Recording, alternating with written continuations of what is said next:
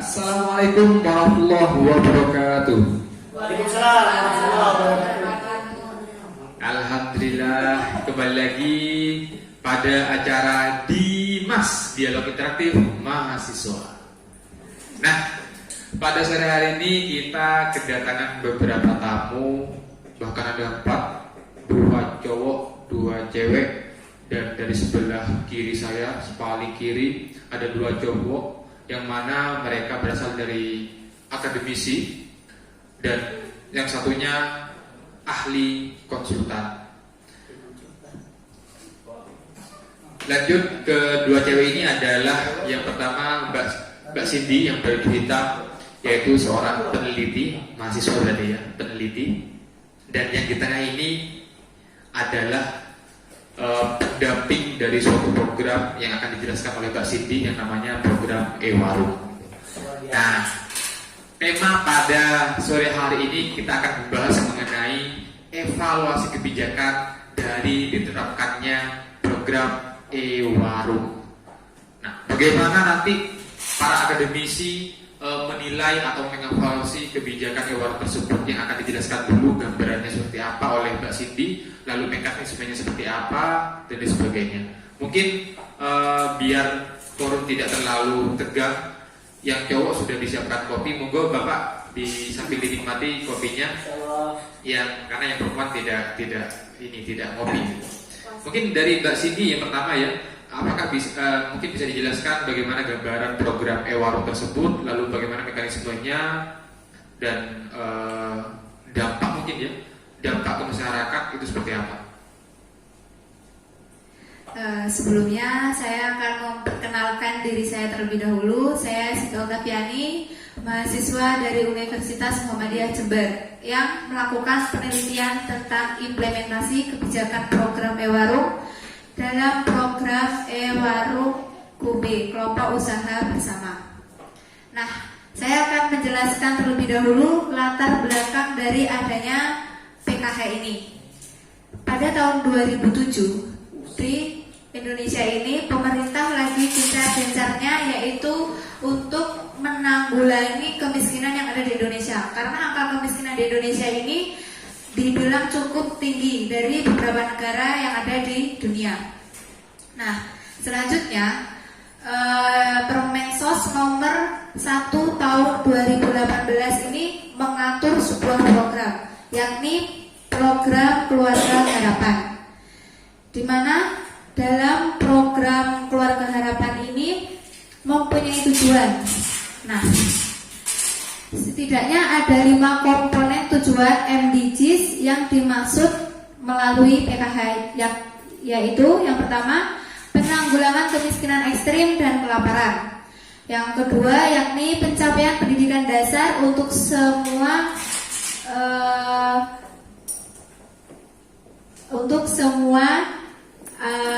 anak-anak yang ada di Indonesia. Selanjutnya yang ketiga kesetaraan gender dan pemberdayaan perempuan. Yang keempat pengurangan angka kematian anak, dan yang terakhir yaitu peningkatan kesehatan ibu. Nah, sasaran dari PKH ini siapa?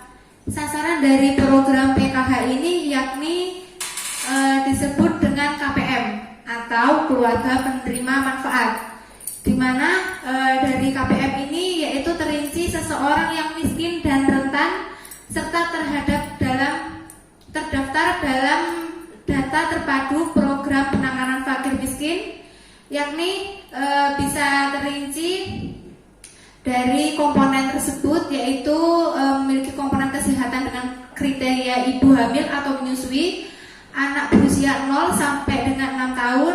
Lalu dari komponen pendidikan yakni dengan kriteria anak SD atau MI atau sederajat, anak SMA FTS atau sederajat, anak SMA MA atau sederajat, dan anak usia 6 sampai 21 tahun yang belum menyelesaikan wajib belajar 12 tahun. Nah, sehingga dalam hal ini mekanisme adanya program dari e-warung KUB ini yakni dilanjutkan terbitnya Permensos nomor 11 tahun 2018, di mana Permensos ini meluncurkan sebuah program program ini yaitu bantuan non tunai yang disebut program Ewarung Kube atau kelompok usaha bersama, di mana program Ewarung Kube ini yaitu melibatkan komponen perempuan yang dimaksudkan untuk menjaga ketahanan pangan keluarga, sehingga tidak hanya berlabuh atau bersandar kepada lelaki saja, sehingga di sini peran ibu atau wanita juga bisa terrealisasikan dari program Ewarung ini. Jadi saya akan menjelaskan mekanisme dari gimana program Ewarung Kube ini. Mekanismenya yaitu dimulai dari program Kemensos tadi yang diluncurkan melalui Kemensos, selanjutnya berkoordinasi kepada Dinsos yang ada di setiap kabupaten, di mana dalam hal ini sudah terdaftar penerima manfaat dari PKH ini yang mendapatkan kartu PKH, sehingga di Ewarung ini mekanismenya program Ewarung ini bekerja sama dengan Koperasi Masyarakat Indonesia Sejahtera dan bekerja sama juga dengan salah satu bank yang ada di Indonesia, di mana dari Koperasi Masyarakat Indonesia Sejahtera ini menggelontorkan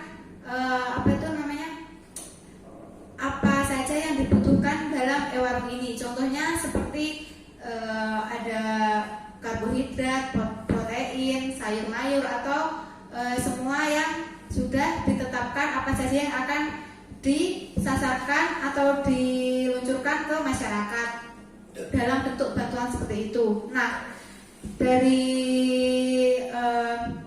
beberapa komponen itu, Koperasi Masyarakat Indonesia Sejahtera ini berhubungan langsung dengan Bulog. Selanjutnya Bulog yang menyalurkan semua tadi komponen kepada outlet Ewarung yang ada di Kabupaten Jember ini, sehingga outlet Ewarung itu dimanfaatkan oleh KPM atau keluarga penerima manfaat untuk menukarkan kartunya atau bisa berbelanja di sana, sehingga program Ewarung ini terus berjalan sampai sekarang. Seperti itu mungkin sekilas penjelasan tentang latar belakang PKH, program Ewarung, dan sedikit mekanisme tentang program Ewarung Kube ini.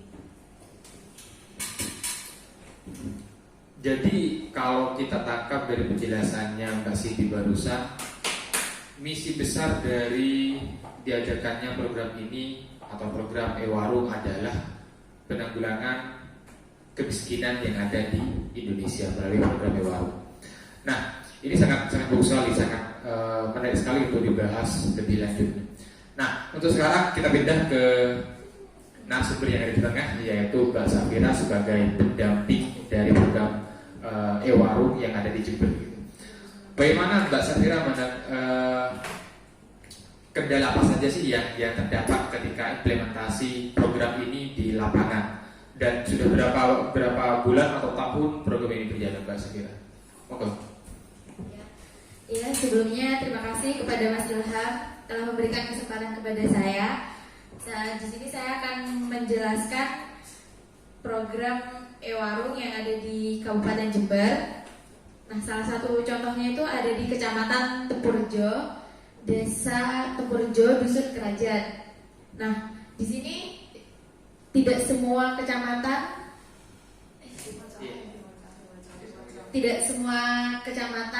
ada program Ewarung, ada beberapa saja.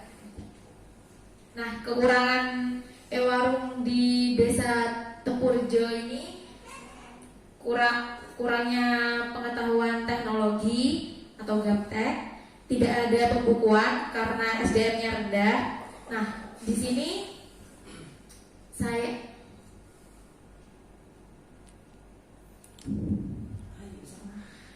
Nah, dari masalah ini saya sebagai pendamping program ini, tugas saya terus dibutuhkan untuk melakukan pembinaan kepada petugas-petugas Ewarung yang ada di dusun Kerajaan Desa Tempurjo.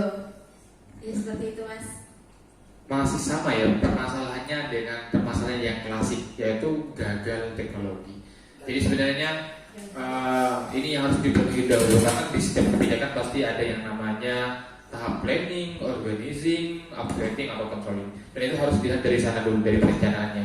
Apakah daerah ini pantas untuk diterapkannya e-warung dan sebagainya.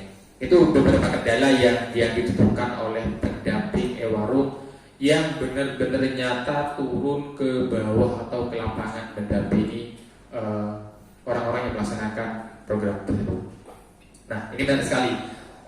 Kita sudah mendengarkan perspektif dari peneliti yang meneliti tentang e-warung, lalu kita mendengarkan permasalahan program ini dari pendampingnya langsung, dan sekarang kita pindah ke orang-orang hebat yang akan menilai, mengevaluasi kebijakan ini. Ini mau dimulai dari mana ini? Dari mana? Dari barat atau dari timur? Kalau barat berarti Eropa, kalau timur berarti Arab ya. Gimana? Nah, baik, dari Bapak Wildan dulu berarti ya, Bapak Wildan. Kalau menurut Bapak Wildan nih, secara garis besar sudah dijelaskan apa itu program e-warung oleh peneliti, kendalanya apa saja. Menurut Bapak Wildan nih, dari perspektif evaluasi kebijakan, bagaimana Bapak Wildan menanggapi implementasi kebijakan ini?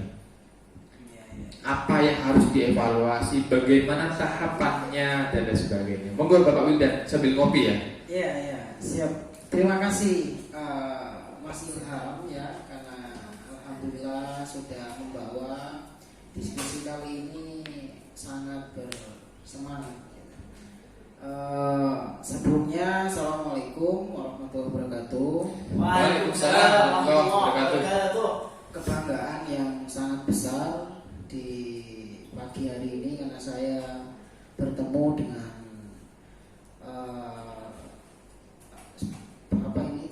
Kementerian Sosial, Dinas Sosial ya, Dinas Sosial, peneliti yang mau mengkaji dan meneliti mengenai e-warung. Sedikit Mas Ilham yang bisa saya tanggapi pada konsep evaluasi kebijakan dari sudut pandang akademisi, maka yang perlu dilihat adalah mengevaluasi itu ada beberapa jalur gitu. Tidak ujuk-ujuk tiba-tiba kita mengevaluasi ini sudah diterapkan atau belum, tidak. Yang pertama itu mengevaluasi dari kebijakan yang dibuat. Kalau memang e-warung itu secara narasi kebijakan hukumnya itu jelas demi menuntaskan kemiskinan, maka secara evaluasi itu sudah baik. Targetnya, goalsnya sudah baik. Baru nanti mengarah kepada penerapan. Kalau sudah ke penerapan kan artinya kita mengevaluasi, menunggu bagaimana penerapan itu sudah berjalan atau tidak. Kalau coba ambil contohnya Ibu Safira tadi yang ternyata di lapangan faktanya gaptek ya, gagal teknologi atau tidak memahami teknologi, ya memang betul. Harusnya kalau kita mengevaluasi sebelum kita menerapkan e-warung itu, kita juga harus bagaimana memfilter atau menyaring beberapa orang yang memang tepat sasaran sehingga itu tidak menjadi gagal. Yang menjadi gagal itu kan karena person yang akan diterapkan untuk melaksanakan e-warung itu kan tidak siap. Itu. Maka yang harus dipersiapkan selain kebijakannya yang bagus, itu juga orang atau individu nanti yang mau melakukan itu. Mungkin begitu kalau dari sudut pandang penerapan kebijakan ya begitu. Nanti ditambah. Tapi gini Bang Wildan, Iya. Pak Wildan, misi utamanya adalah penanggulangan kemiskinan. Kenyataannya Iya. Jember menjadi kota banyak penduduk miskinnya nomor berapa itu sejatim gitu. Berarti program ini bisa dikatakan berdampak signifikan atau gimana Mas Wildan? Ya, kalau yang saya baca ini kan program kerja dari kementerian ya, yang diturunkan ke daerah dalam rangka untuk menghindari kesenjangan antara individu dan daerah. Targetnya pemerintah pusat itu kan 47 kabupaten kalau tidak salah itu. Nah, kalau tadi Mbak Safira itu kan yang ada masih di mana tadi? Di Tempurejo ya, di Tempurejo. Yang lain gimana? Di kecamatan yang lain selama ini Mbak Safira tahu? Di mana saja? Apa hanya di Tempurejo? Sejauh ini cuman ada beberapa kecamatan, tidak semuanya. Ya. Yang saya tahu itu Kecamatan Temurjo sama Kecamatan Mumbul Sari. Mumbul Sari. Oh, begitu. Berarti kan kalau kita lihat kuantitas kecamatan yang menjalankan, padahal di Jember itu ada berapa kecamatan itu Pak Jepri? Banyak. Banyak ya, sekitar 11-an kecamatan. Yang menerapkan hanya ada 2. Artinya dari segi evaluasi kebijakan Jember terutama itu masih tidak maksimal, sehingga evaluasi hari ini dalam segi penerapannya itu bisa dikatakan gagal atau bahkan tidak terrealisasikan dengan baik. Itu kalau melihat dari faktor atau contoh yang tadi dibawa sama Ibu Safira, nanti ditambahi ya sama Mas Jeffrey. Nah ini menarik sekali ya. Kalau dari Mas Jeffrey sendiri, saya langkahkan ke Mas Jeffrey. Ini sudah ada beberapa permasalahan. Yang pertama adalah tujuan itu sendiri, yaitu penanggulangan kemiskinan, dan ternyata di lapangan banyak yang gagal teknologi atau manajemennya kurang baik. Nah itu sangat berdampak sekali dengan atas kebijakan ini. Menurut Mas Jeffrey, ini kesalahannya di mana? Letaknya di mana? Apakah proses evaluasinya itu atau proses perencanaannya atau manajemen yang dilakukan Kemensos atau gimana Mas Jeffrey? Ya Allah. Terima kasih kepada Mas Ilham selaku moderator memberikan kesempatan kepada saya ya. Sebelumnya Assalamualaikum warahmatullahi wabarakatuh, teman-teman dan rekan-rekan semua yang hadir. Bisa Mas didekatkan Mas Jeffrey? Mbak Cindy dan juga Mas Wildan, sangat luar biasa sekali pemaparannya. Sebelum ke program ya, kita kan bicara evaluasi kebijakan. Jadi sebuah kebijakan itu bisa dievaluasi itu ada syaratnya. Yang pertama itu memang kebijakan itu sudah dijalankan minimal itu 3 tahun. Kebijakan bisa dievaluasi itu minimal itu 3 tahun. Kalau dari segi pelaksanaannya. Nah, untuk program PKH ini itu dibentuknya program itu tahun berapa, Mbak? Kalau boleh saya tahu? Kalau PKH ini bukan program ya Mas. Oke. PKH ini kebijakan. Oke. Programnya itu Oke. Ewarung Kube. Ewarung Kube ini dilaksanakan di Kecamatan Tempurejo ini baru 2 tahun. Makanya tadi ada tanggapan evaluasi begitu yang sudah dijelaskan oleh Mas Wildan. Itu mungkin saya kurang setuju karena memang program ini masih berjalan kurang lebih 2 tahun. Sehingga mungkin memang masalah dari gaptek atau yang lainnya mungkin itu memang masih emang ini mungkin masih perlu pembinaan. Makanya itu tugas utama dari pendamping itu Mbak Safira ini, sehingga dalam hal ini nanti setelah 3 tahun minimal 3 tahun baru bisa dievaluasi secara lebih bagus lagi seperti apa. Oke, Seperti itu. yang saya kan cuma berapa tahun sudah dijalankan kebijakan PKH itu kan? Kalau Iya, PKH belum paham. kebijakan, yang programnya itu kan Ewarung ya kan? Itu masih 2 tahun. Nah jadi untuk pelaksanaan sebuah program itu bisa dievaluasi minimal itu 3 tahun. Tapi kalau undang-undangnya kan sudah berjalan karena terbentuknya tahun 2007 ya. Tahun 2007 itu sudah cukup lama. Nah kalau dari sudut evaluasi kebijakan, kita ke kebijakan dulu, karena evaluasi kebijakan itu juga termasuk dari proses kebijakan. Nah, proses kebijakan yang mana proses kebijakan kan ada 3, formulasi kebijakan, implementasi kebijakan, ya kan? Yang terakhir itu evaluasi kebijakan. Nah, itu termasuk juga proses dalam proses pembuatan kebijakan. Nah, sebenarnya evaluasi kebijakan itu nggak harus di belakang, karena menurut Wilham dan itu proses penilaian kebijakan itu sebelum, sedang dilakukan dan sesudah dilakukan. Nah itu kalau yang sedang dilakukan itu sifatnya monitoring, makanya ada Mbak Safira itu sebagai pendamping program tersebut. Nah jadi seperti itu. Nah untuk evaluasi kebijakan sendiri untuk evaluasi kebijakan sendiri. Sebenarnya program e-warung itu program pemberdayaan masyarakat. Nah, jadi program pemberdayaan masyarakat yang memang betul-betul bertumpu pada kepentingan masyarakat. Tuh. Jadi kalau kita kembali ke permasalahan tadi, problem dari e-warung itu, pelaksanaan e-warung itu nggak masalah, itu 2 tahun atau 3 tahun tetap harus dimonitoring apa kesalahan atau kekurangan yang ada di program tersebut, gitu kan. Tujuan dari evaluasi kebijakan itu satu, kritis ya, menilai sebuah program yang nanti diharapkan membuat rekomendasi kritikan terhadap nilai-nilai kebijakan itu untuk kedepannya sebuah kebijakan itu menjadi lebih baik. Jadi seperti itu. Jadi untuk pihak pemerintah sebenarnya kalau ketika ada penelitian atau ada forum-forum pengkajian tentang kebijakan atau program yang sifatnya itu evaluatif ya, itu sebenarnya harus diapresiasi gitu. Karena kenapa evaluasi itu nggak sekedar mengkritik, tapi mengajukan rekomendasi untuk kebijakan-kebijakan yang selanjutnya. Itu sebenarnya kalau dari segi evaluasi kebijakan itu sendiri nggak masalah sebenarnya 3 tahun atau 2 tahun, karena melihat dari problem-problem tersebut. Karena kalau melihat dari problem itu sebenarnya permasalahan yang mendasar seperti sumber daya manusia. Seharusnya sebelum mengadakan program itu, karena dalam suatu kebijakan itu kan ada formulasi kebijakan, bagaimana isu-isu strategis yang harus dibahas dalam proses kebijakan, itu harusnya menjadi PR yang harus diselesaikan sebelum menerbitkan sebuah program. Mampu nggak masyarakat itu menjalankan itu? Mampu nggak menerapkan program yang sudah dicanangkan oleh kabupaten ataupun pemerintah pusat? Nah, itu permasalahannya.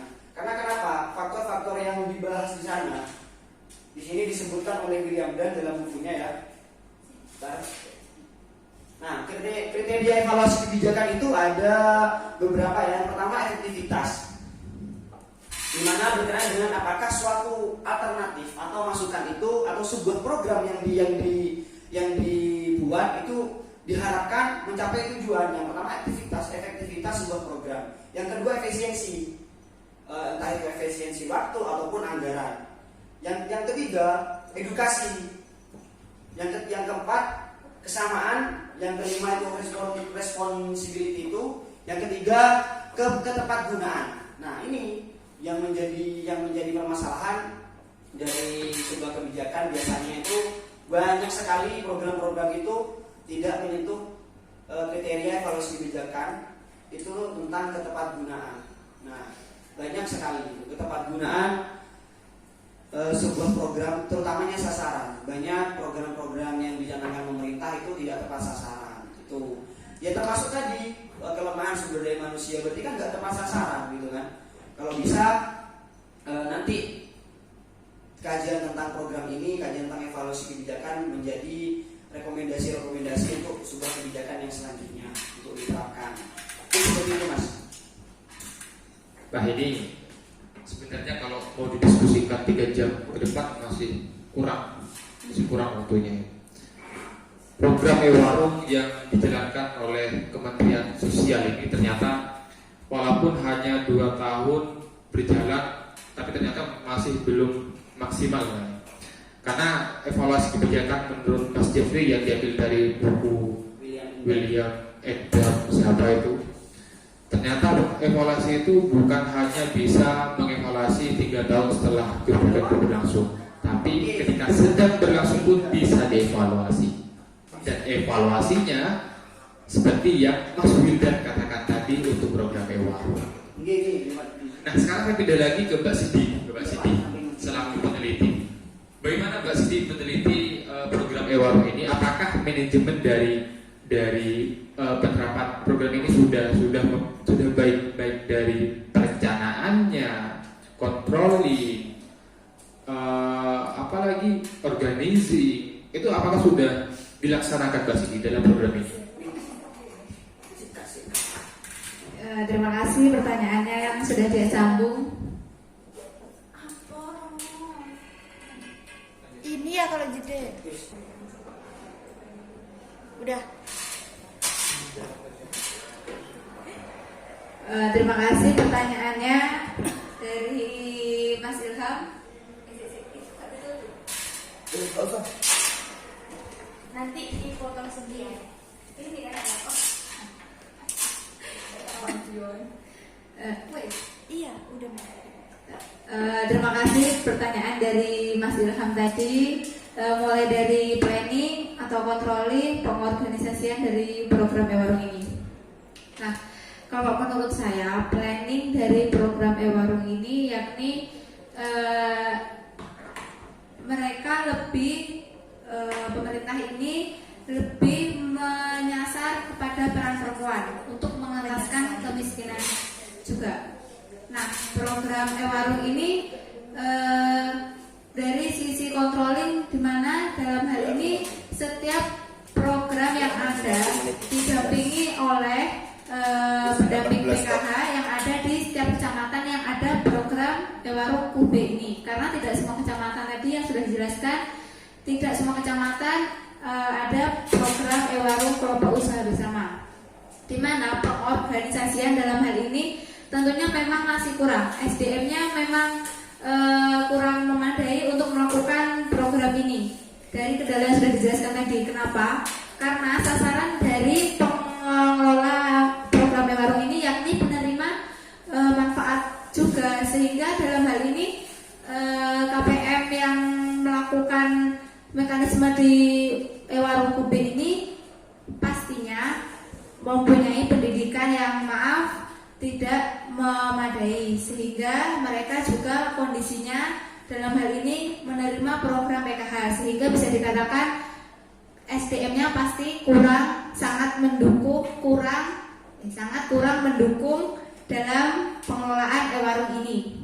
Nah, sehingga dalam hal ini memang menjadi PR besar untuk Kemensos maupun Dinsos dalam melakukan pembinaan secara langsung, secara terus menerus, sehingga program ini memang berjalan sesuai apa yang diharapkan. Seperti itu. Wah, ternyata penjelasan dari Mbak Cindy ini mengenai manajemen dari Kemensos yang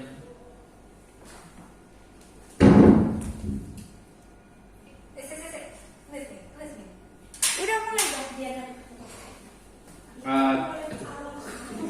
wah, ternyata penjelasan yang kita dapat dari Mbak Cindy ini, proses tahapan planning, organizing, actuating ataupun controlling dan sebagainya yang dilakukan oleh Kemensos itu sudah dilakukan. Tapi kenyataannya yang di lapangan masih banyak sekali kendala-kendala klasik yang terjadi yang sudah disampaikan oleh Mbak Safira. Nah, ini sebenarnya cukup menarik sekali pembahasannya. Maka dari itu mungkin dari Mas Wildan selaku akademisi yang selalu mengkaji, meneliti mengenai evaluasi kebijakan pemerintah, memberikan masukan ataupun saran bagi program Ewarung ini sebelum 3 tahun diterapkan, karena sekarang masih 2 tahun sedang dilaksanakan. Monggo Mas Wildan. Ya, siap. Terima kasih ya Mas Ilham. Jadi dalam tahap evaluasi itu memang tidak melulu kita membahas sebuah kebijakan yang sudah dilaksanakan. Dalam tahap evaluasi itu untuk persoalan kebijakan, kita itu sudah bisa mengevaluasi yang pertama isi dari kebijakan, sehingga mengkaji, menganalisa apa yang ada dalam isi di sebuah kebijakan itu relevan dan sesuai dengan keadaan lapangan, sehingga itu menjadi indikator penilaian layak atau tidak kebijakan itu bisa di top down-kan ke bawah dan dilaksanakan. Yang kedua adalah pelaksanaan. Jadi setelah pelaksanaan itu jelas, memang kita lihat pelaksanaan di bawah itu nanti seperti apa. Termasuk karena ini hubungannya dengan kemiskinan, sehingga yang ditakutkan adalah miskomunikasi atau tidak tepat sasaran, maka Kementerian Sosial yang langsung ditop-downkan kepada Dinas Sosial, yang nanti langsung ditop-downkan lagi ke kecamatan lalu ke desa, karena yang memiliki data masyarakat miskin itu kan desa, sehingga data itu harus betul-betul digali, dikaji, dan tidak sampai salah sasaran. Ini yang perlu, sehingga komunikasi koordinasi itu perlu dijalani dengan serius, sehingga penerapan dari kebijakan ini itu betul-betul sesuai sasaran. Yang kedua adalah dampak. Nah, setelah isi pelaksanaan lalu lalu mengevaluasi dampak dari kebijakan. Nah, ini perlu dikaji bareng-bareng. Apakah kebijakan itu berdampak baik? Terkadang kebijakan itu memang sudah terlaksana, hanya saja dampaknya yang dirasakan itu tidak ada. Misal dalam penerapannya, gagalnya, ketika harusnya didapat orang ini yang layak tapi malah dapat yang ini. Nah, ini tuh harus betul-betul mengkaji data siapa masyarakat yang memang betul-betul membutuhkan dan dampak kebijakan itu betul-betul positif. 3 hal ini yang sebenarnya secara teoritis dalam ilmu akademisi itu harus betul-betul difahami. Mungkin itu yang Mas Ilham, sehingga insya Allah ideal dalam sebuah kebijakan itu bisa terwujud begitu. Ya semoga saja lah nanti kita. Tapi saya memang ini kebijakan yang bagus, insya Allah gitu. Yang penting kan dampaknya baik untuk masyarakat dan untuk menuntaskan kemiskinan tadi itu. Semua kebijakan itu baik Mas Wildan.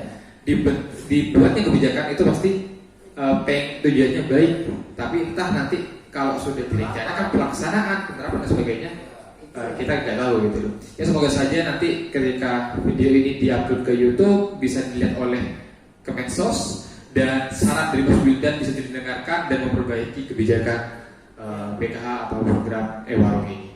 Kemensos tolong nanti dengerin kebijakannya saran dari Mas Wildan ya. Ini evaluasi. Ya mungkin itu saja podcast pada sore hari ini. Terima kasih Mas Wildan sudah memberikan masukan. Terima kasih Mbak Safira yang sudah jauh-jauh dari Tempurjo sebagai pendamping sudah memberikan keluhan ya, bukan keluhan, kendala, memberitahu kendala apa saja, kendala e-warung. Dan Mbak Cindy sebagai peneliti Universitas Muhammadiyah Jember sudah memberikan bocoran kepada kami mengenai data-data e-warung dan sebagainya. Dan Mas Jeffrey yang lagi ada kendala. Terima kasih juga kepada Mas Jeffrey sudah memberikan maaf tadi Mas Jeffrey izin harus ngisi acara lagi. Begitu kalau jadi akademisi yang memang ahlinya ahli selalu diundang gitu. Itu dari kami dari Dialog Interaktif Mahasiswa atau Dimas pada episode pertama ini. Kurang lebihnya mohon maaf. Akhirul mini, wassalamualaikum warahmatullahi wabarakatuh.